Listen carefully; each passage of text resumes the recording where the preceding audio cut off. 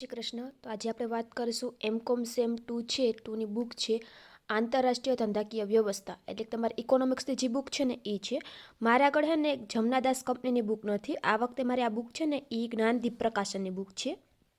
તો સિલેબસમાં તમારા બુકનું નામ શું છે? Economics of international business 2. આ તમારા બુકનું નામ છે. તમારે એમકોમ સેમ 2 હે એની બુક છે એનો. તો આ જ બુક હે. સિલેબસ છે ને બેયનો સરખો છે. જે આ બુકમાં જે આપ્યો ને એ જ તમારે સિલેબસ આ મુજબ જ તમારે આ બુકમાં છે ને એ મુજબ જ તમારે સિલેબસ છે એમકોમ સેમ 2માં. તો આમાં 4 યુનિટ આપેલ છે. 4 યુનિટમાંથી એક પ્રશ્ન તમારે એક્ઝામમાં પૂછાવાનો હોય.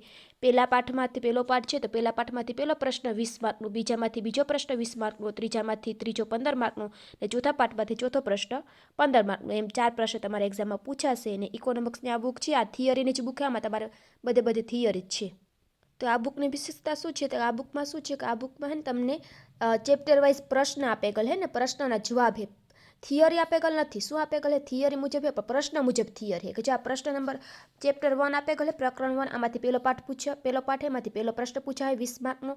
તો બધાના પ્રશ્ન આપી દીધા. હવે એ પ્રશ્નના જવાબ તમને આપેલા છે. તો એ રીતના જવાબ પહેલો પાઠ, બીજો પાઠ થિયરીનો, આ ત્રીજો પાઠ છે. એના પછી આ ચેપ્ટર નંબર 4 હે. 4 પાઠ આપેલ હે. 4 પાઠમાંથી થિયરી પૂછાશે હો.